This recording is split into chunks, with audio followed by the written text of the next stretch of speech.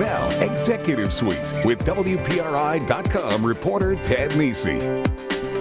Welcome to Executive Suite. I'm Ted Nesi. Always glad to have you with us. Later on the show, we're going to continue our conversation about energy in southern New England and some of the proposals to expand natural gas pipelines, with a different view on that from the folks over at the Conservation Law Foundation, who've been digging into the details and, of course, come from it from the environmentalist perspective. But right now, I'm very pleased to be joined by Torey Malatia. Did I get it right? Torey Malatia. Right, I had my pronouncer here and everything, That's and right. I still whiffed it. Torey Malatia, the new general manager of Rhode Island Public Radio, RIPR. We're our friends over there. Good to have you with us, Torey. Well, thank you. Thanks for having me. So I'm going to start by giving you, the people at home, you have some real public media cred, because you were involved in, you co-created This American Life, very famous program Ira Glass host. Yeah. And then you also were part of the I know I've heard different versions of it, but the founding team on Wait, Wait, Don't Tell Me, the quiz show. Yeah. And stuff. Yeah. That's pretty cool. You must be pretty proud of that. Of course, I'm proud of that. Yeah, and you know, it was we worked with wonderful people and did some great stuff. So it was really cool. So Rhode Island Public Radio, had a couple names. It was WRNI for a little while. I believe we were Rhode Island, one of the last states to get a public radio station of our own. Delaware, I think, was last of all. Yeah. But it started late 1990s, went through some iterations. Now that you're here today, can you give a sense how big's the operation right now at Rhode Island Public Radio? Well, you know, it's young, as you pointed out. There's 18 full-time people, and then we have some part-time people and some, you know, contributors, things like that. The budget's in the high $2 million a year, to $2 million, almost $3 million a year. As you know, each of these stations is independent and is founded by the community. It's not, some people think it's NPR and they buy or they're running, but they don't have one radio station. They don't own one radio station. The way the American system is set up is that communities have to create these. And then you can buy programs from NPR or BBC or whatever you like, but it's supported by the local community. Does it drive you nuts that people call you the NPR station when you're on your own? I think what people mean by that is public radio, and that's fine with me. I think it's really important that they know that we're there for them. So call me whatever you want, just don't call me late for dinner. Yeah. So you were in Chicago for a number of years, of course, where This American Life and Wait, Wait, Don't Tell Me flowed out of. Rhode Island Public Radio, much smaller operation than what you had at WBEZ in Chicago. You've called the job a delicious challenge, which is part of why you took it. What was the delicious challenge you saw? Why did you decide to come to a smaller place? Well, it's because this is an unusually committed community. By that I mean, I think everybody really cares about Rhode Island. They care about the state. They care about its future. There is already just a sense that it is their responsibility to make the future of Rhode Island. And that is exactly what journalism feeds, as you know. And there are many communities where that isn't the case, where it's like a transient community, or whether there's more of a regional consciousness than there is a city consciousness or a state consciousness. And I think that in Rhode Island there's a sense that Rhode Island is a distinctive place, and it has a great history, and we're going to move it forward together. That makes journalism relevant. As long as you craft it right, you've got an audience. I was reading some of the other interviews you've done since you took the job, and one thing I thought it was interesting, you said you described Rhode Island Public Radio as a medium market station where the real challenge is survival. Survival, that's a strong word. Why do you use that word? Well, you know, let's face it, we're all in a position as broadcasters to recognize that people still use broadcasting, but they use it very differently than they used to. And they can find the programs they want and watch them at their convenience, or listen to them at their convenience. And so you have to ask yourself, well then, what else are we? Yes, we broadcast, but we must mean something else. And especially Rhode Island Public Radio, which is committed to public service, has to have a reason that goes beyond specific programs at specific times. And what's great about this station is that the staff is incredible. I think you know many of our journalists, just very talented people, very devoted to Rhode Island, very knowledgeable, and they want to have an impact that goes beyond what we can manage to put on air. And so we're now trying to make the station really very present. We're doing more events. We're going to be enhancing our website. And as you see these journalists interacting with the public, you begin to see how whether or not broadcast is as dominant as it used to be, there's a place for all of their work, on air, online, in person. How do you expect, or would you like Rhode Island Public Radio to look different, let's say 5 years from now, after you've had some time? What would be success to you? Well, success to me would be that most people who are living in the state would know that we're here and what we're about, even if they don't frequent what we do.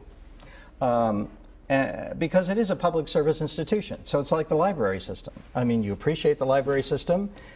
Some people use it a lot, some people now and then, but nobody would want to see the library go away because they understand what it means in the quality of life. And that's the same idea here. Public service stations really have to deliver something that is basic, fundamental to what makes the state unique. So that makes it harder, but it also means that you have something to work towards, a general appreciation of service and an understanding that we're committed to everybody, not just a few people. Before we go to a break, I was looking at, you post your financial reports as a nonprofit. Mm-hmm. The station's run small deficits, not large ones, small ones in recent years. How would you describe the financial health of the station as you take over? It's good. The financial health is solid. What Rhode Island Public Radio needs, just as any newly born public institution needs, by public I mean nonprofit public institution, is a cushion, an endowment, a reserve. And right now it's making its budgets, it's paying its bills, it's doing everything, it's attracting great talent. But we need to build an endowment of some kind. We need to build some nest egg that makes it possible for us to move forward, to innovate, to do some of the things we would like to do that maybe are a little more risky, maybe they're opportunistic in the sense that suddenly somebody approaches us, a great talent, and they want to try something. To have that kind of flexibility would be great. That's, I think, the missing financial element. But those things come in time. It's rare that an institution is born with a big endowment. And in a way, you're almost suspicious if they are. You know? You don't want that to happen. You don't want the savings them account to yet. grow with community support. All right, we're going to take a break. When we come back, we're going to talk more with Torey Malatia, the new general manager of Rhode Island Public Radio. Stick with us on Executive Suite.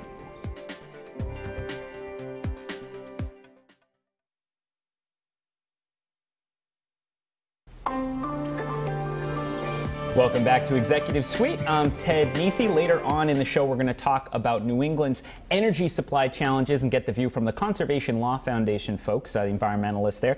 But right now, we are talking with Torey Malatia. He is the new general manager of Rhode Island Public Radio. Remind folks, where on the dial do they find Rhode Island Public Radio? Well, there are 3 places on the dial, actually, right. Which is one of our channels, 102.7, 95.5, and 88.1 FM. And we're online, of course, at ripr.org. All of our archives are there, plus our, the scripts, the text, photographs. I mean, it's a wonderful website. So the statewide signal, I have to believe, and I know from talking to my friends over there, it drives them nuts a little bit. They can't just say one signal across the state. Is that? Yeah. But I also know it's not easy to get a big, strong broadcast signal. Is that a priority for you? Yes, I mean, you sort of pointed it out at the very beginning, Ted, when you said that, this was one of the last, or the penultimate, actually, state to get its own public radio station. So if you just start a public radio station today, and this was only 9 years ago, the spectrum is taken. Most public radio stations were formed, in the 50s and the 60s and the I think your old station went back to the 40s, right? Yes, it did. Yeah.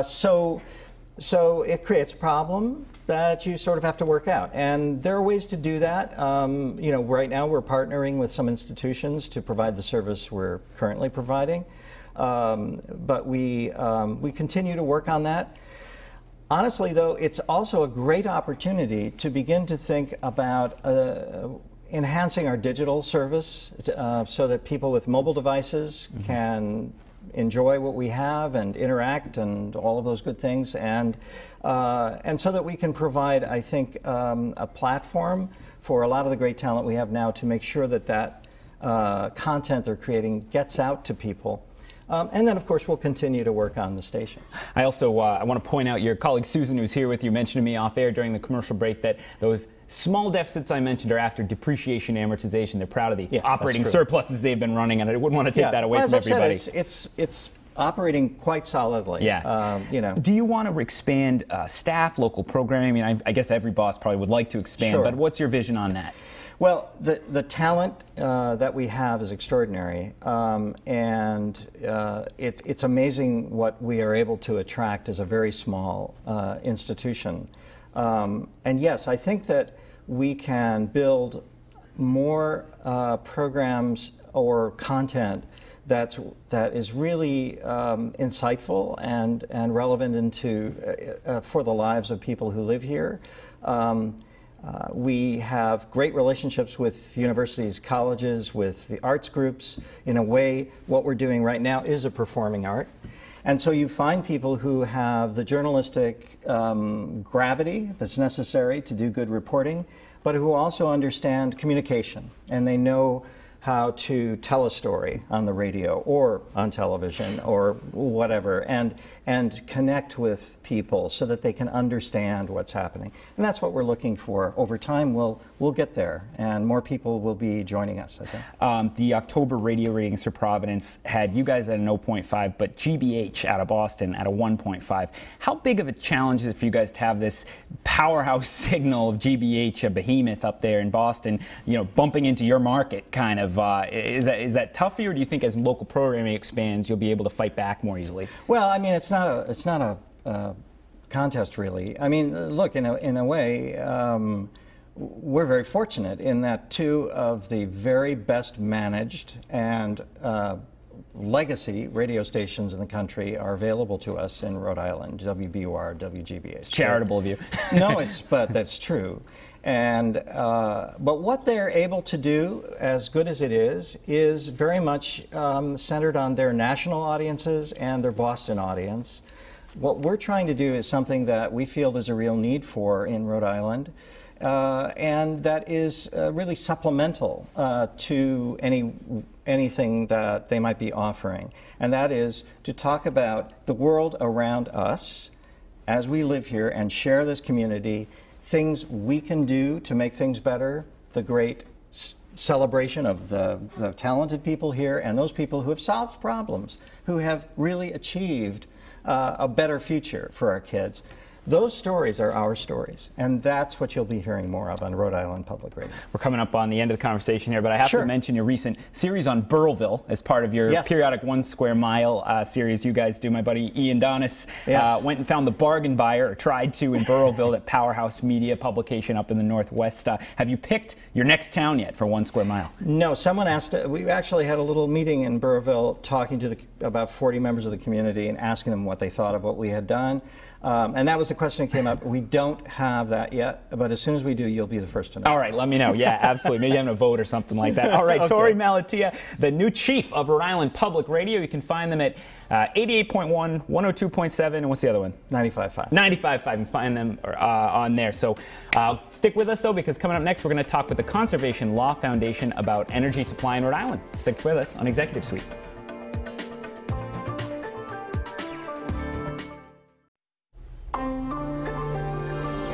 Welcome back to Executive Suite. I'm Ted Nesi, and now I'm very pleased to be joined by Greg Cunningham. Greg is the director of the Clean Energy and Climate Change Program at the Conservation Law Foundation. Greg, thanks for being here. Hi, Ted. It's great to be here. And you knew my love for graphics, as does your PR guy, Josh Blocko, I know. So you've brought me a map which has a look, and I think we can bring it up for you folks, of all the various pipeline projects that are proposed right now. This is in the Northeast, right, Greg? What are we looking at here? This is a map that reflects pipeline proposals that are currently under consideration. What it reflects for us is this proliferation of and unnecessary enthusiasm around the build out of natural gas. The biggest concern for us around this issue is climate change. We have in Rhode Island and all of the New England states have committed to reducing our greenhouse gas emissions by 80% by 2050. We're not going to accomplish that if we're building out pipelines to this degree. In New England, it's particularly of concern because the consumers, the families and businesses of Rhode Island and New England are being asked to pay for it. And we think that's just not only wrong-headed economically, but environmentally potentially disastrous. And I'm going to ask you more about that. Let's just start with kind of first principles. There's this argument, we're hearing it a lot now, that Southern New England has got to get more supply of natural gas. That's why costs on energy are high, and of course the industry says, well, at least it's cleaner than coal. So do you folks just fundamentally disagree that that's the right way to go? We fundamentally disagree. We agree that there may be some potential for a short-term economic benefit. It is a gamble as to whether that in and of itself is a benefit. What we don't agree with is that this is, from a policy perspective, the right direction to go in the short, medium, or long term. This is literally billions of dollars invested in a pipeline that will last 100 years and that we need to make obsolete in the next 10 to 15 years. So if our states were urging us to invest heavily in phone landlines when everyone's moving to cell phones, would we think that was a good use of the public's money? We happen to think not. So what do you say to folks who worry about reliability risks? We just saw Pilgrim Nuclear shut down in Massachusetts. A lot of the coal plants, we have whatchamacallit over in Somerset, Brayton Point is shutting down. People say we're just not going to have enough energy coming into the region for energy. I mean, I don't know, do you guys think maybe good, like use less of it or something? Well, what's your thinking on that? It's interesting that you ask about the reliability concern. 5 years ago, ISO New England, which is our regional manager of the grid in our markets, identified over-reliance on natural gas as a reliability risk. It's been 5 years. We have even more natural gas power plants online. We're looking to build out additional pipelines. The risk of over-relying and having even more than 50% of our natural gas, of our power being generated by natural gas, that reliability risk is very real. And we think it far exceeds any concerns about the electricity grid. The electricity grid, we saw 1,400 megawatts of coal plants retired last year, and reliability didn't suffer one bit. So if Gina Raimondo and Charlie Baker said, Greg Cunningham, you're becoming energy king, and you get to plan what we do, what would CLF, what would Conservation Law Foundation argue should be put in place, to prepare New England for, as you see the energy future should be around here? Do I have $2 billion to spend on it? You can spend as much as you want. Well, we would start You're with... king. That's the point. Thank you. Well, I'll wear my crown well. We would start with energy efficiency. Energy efficiency is inexpensive, and it always shows returns, and it decreases the demand that we're most concerned about, and it particularly gets at peak demand as well. We would emphasize renewables. We are going to have to invest in these zero carbon technologies if we're going to meet this 80% reduction by 2050. We, in Rhode Island, you're a great example of this, where Deepwater Wind is about to undertake the first offshore wind project that's going to, we think, be a massive success and proliferate more of these kinds of technologies. What we need to avoid is the rush to the quick solution, what we think works because we're being told by the big petroleum industry that it will. They're selling a product. What we need to be thinking about is what's right for the families and businesses of Rhode Island and the rest of New England. You know the counter, though, especially on renewables, that I know solar has come down a lot. It's actually been fascinating to see the price of solar just plummet. But on wind, it's still pretty darn expensive. The first Deepwater project comes in, I think, about 23 cents a kilowatt hour. So those same consumers and businesses, I say, well, we don't want to pay the cost of how much more expensive wind would be. So we have energy markets where there's competition and where these kinds of technologies go head to head. What's being proposed with natural gas is the states putting their thumb on the scales of those markets and asking electricity consumers, businesses and people of Rhode Island, to pay for a natural gas pipeline. That's not the way markets work. Let the markets play out. Let the best technologies win. Now, there are regulatory policies around renewables, around decreasing our greenhouse gas emissions. We think those will drive us in the right direction. But when the states shift the direction and start pushing us toward those kinds of fossil fuels that are the biggest part of our problem, it's problematic. What do you think of the hydropower conversation? There's been a lot of talk about that. Charlie Baker's, Lincoln Chafee was being on it. Lincoln Chafee actually complained to me late in his term. He said the environmentalists just won't listen to me on hydropower, and they fought it. What do you say to folks like Lincoln Chafee on that? He's not the first and won't be the only to complain about that. Hydropower is going to be part of the solution. The issue with hydropower is it is misperceived as being carbon neutral. Hydropower actually has a carbon footprint. There are emissions coming from the impoundments that they use to flow the waters, and that continues for years after the construction of a dam. That needs to be taken account of. Hydropower needs to be transmitted into this region in a manner that is good for our communities and our ecosystems. And perhaps most importantly, it can't be flooding our market with an imported product. We have a vast renewable resource here in New England, off the shores of Rhode Island. We need to tap into that. Maybe it's balancing, and it ought to be balancing Canadian hydro, but let's not make, again, the quick jump to what we think is the right easy solution when in fact it's going to undermine the policies that we really need. Is there any carbon out of doing something like a deep water wind project? As you, I don't know, I'm thinking like the boats have to go out and service it. Maybe you're burning a fossil fuel or something. Is there a life cycle issue with? Certainly, there are some de minimis. But it's much emissions. bigger, you think, as you say, with hydropower than with that. And I think you're comparing, any of these facilities get constructed, and there will certainly be emissions associated with the construction with them. It's really once they're operating, then what are they putting into the atmosphere? And with natural gas, the natural gas industry has done a brilliant job in portraying themselves as clean, plentiful. Natural gas is no more natural than coal is. They are both fossil fuels that are carbon deep and carbon intensive. But it is cleaner, right, with natural gas, my understanding? It is cleaner than coal and oil. But let's be clear, coal and oil are a thing of our past. I mean, we're down to only 3 remaining coal plants in New England. Brayton Point is closing in 2017. We've got a couple of facilities in New Hampshire that appear to be on their way out.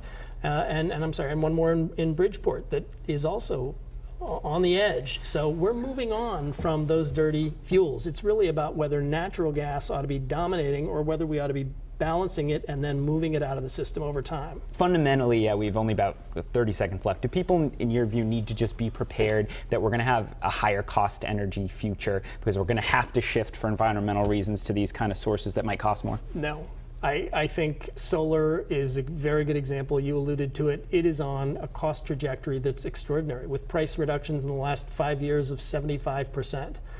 It's about building markets for these products, and those economies of scale start to drive down the prices. Wind is in the same position.